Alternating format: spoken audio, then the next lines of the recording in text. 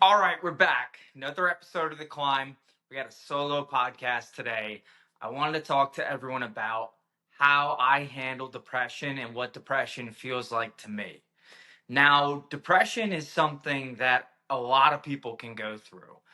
And sometimes it's really hard for someone that's going through tough times of depression to describe what they're going through. So, hopefully today I can describe a little bit better so people can understand how that person might be feeling, whether it's a loved one or a friend that's going through depression.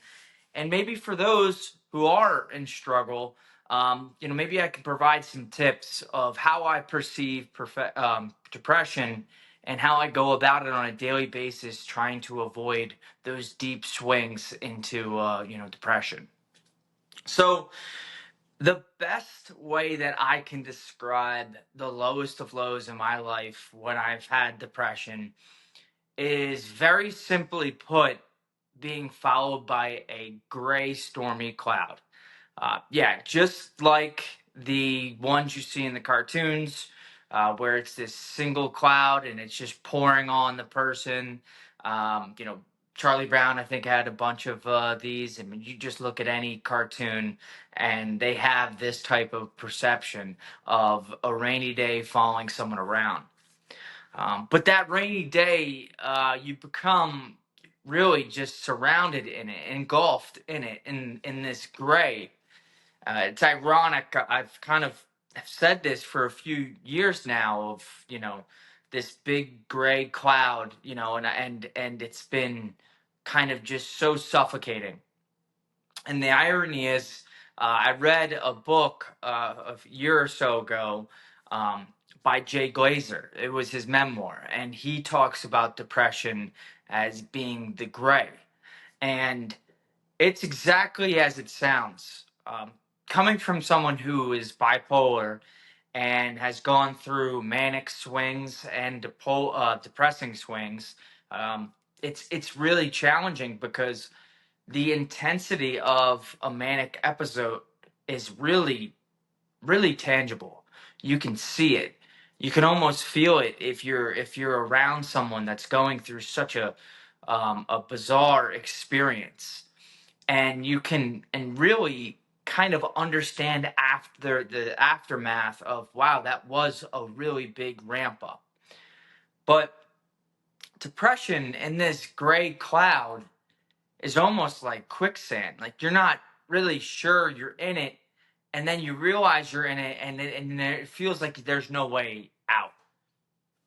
And so there's a few things that people can do, to help.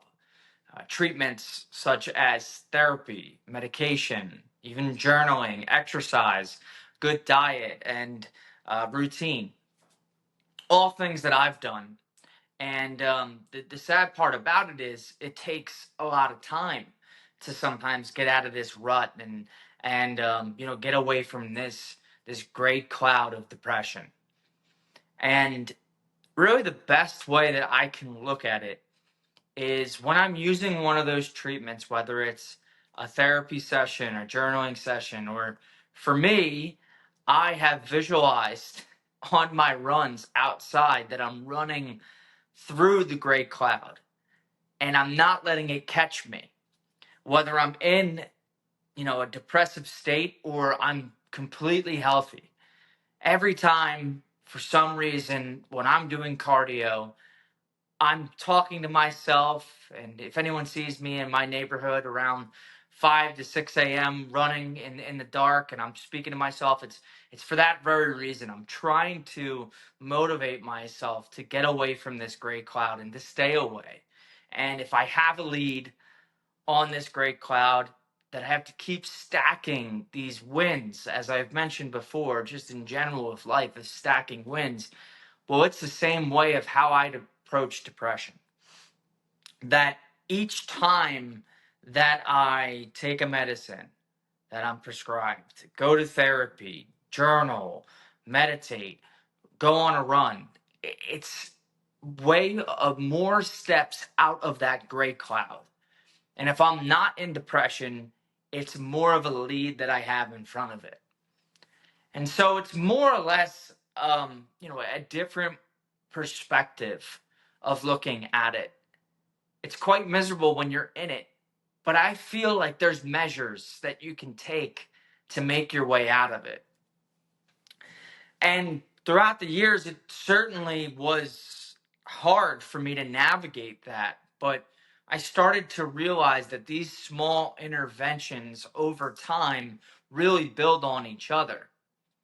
And when you couple that with utilizing the people around you and communicating that, hey, I am going through something, and saying, hey, it may not seem like something's going on, but this is how it feels. It feels like I'm being suffocated by this dark gray cloud above me, or quicksand, or however you want to say it. It really helps the other people around you support you. Maybe that person that you're talking to that's trying to support you, maybe they want to go on a run with you to help you out. Or maybe, they're willing to talk things out with you and, kind of say, I know other people that are going through some similar things. So I think when people really need to understand, what other people are going through, you have to be able to listen, but also give someone that opportunity to open up. And depression is tricky. It's a fickle bitch. It's really, really tough. And I think the more that we all speak openly about how it feels to us, and as I mentioned before, Jay Glazer, the NFL insider, he calls it the gray. For me, it's that big gray cloud. For someone else, it could be something else. But the more we communicate that, the better that other people will understand how we can be supported, but also how we can keep each other accountable. I know that I have to do certain things. For me, it's the cardio, it's the running, it's the working out, it's the self-motivation that I have, and this imagery in my head that every single run that I have going outside, I can feel the presence of the gray on my back, whether I'm depressed or not. But every action I take against it is another win for me. And that's something, in sometimes an uncontrollable mental health world, something that we can control. We can control our actions, and we can control our responses. And when I say responses, I mean, really something that comes within. Maybe not the responses we have medically to certain stressors, but we have an opportunity and how we perceive certain situations and how we want to accomplish, a task at hand. And getting out of depression is no different. Everyone needs to be aware of what they need to do to be their best self. Whether you've been through depression or not, you should have a good sense of, hey, this is what makes me feel my best self. Hey, when I'm down, what do I need to do? And it goes back to something I blogged about previously, but it almost goes back to the playing the hits, right? Everyone has their favorite song that they go work out to, or clean the house to, or go run, or just in general put on, the radio as they're driving. That's something that we need for our own mental health routine, or physical health, or well-being, you name it. And when you have that, it's much, much easier to address depression when you're in the thick of it, because that's exactly how it sounds. It's thick. It's that big dark cloud.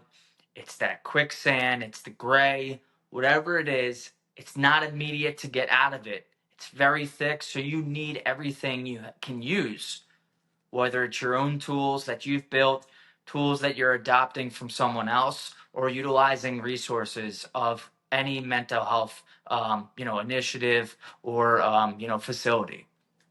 So my challenge to everyone is to be honest with themselves. Be honest, because you never know when you're going to find yourself in a period where you have the big gray cloud above you or maybe someone else. And if that time ever comes, you need to be honest with yourself to realize that you're in it and do what you can to get out of it. So be honest and keep yourself accountable, because every day you should be kind of taking care of your own self and knowing what is best for you. So if the gray cloud ever comes for you guys, you'll be prepared. All right, guys. Really appreciate everyone's support. I hope the perspective that I'm sharing on how depression feels for me is somewhat enlightening for others.